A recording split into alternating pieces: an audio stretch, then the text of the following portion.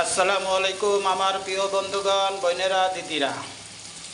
দেশি মুরগি পেঁয়াজ দিয়ে একটু ভুনা করতে আসি।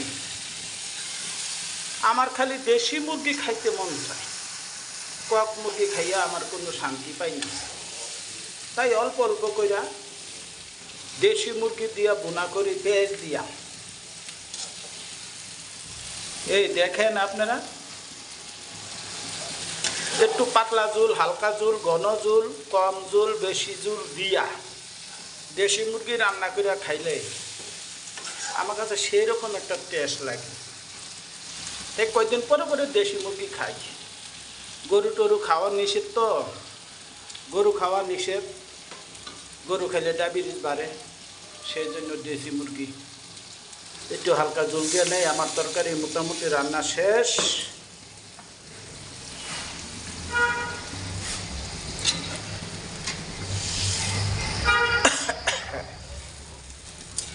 ঝোলটা তো আরও একটু দিতে হবে, আর একটু কইমা যাইব তো ঝোলটা,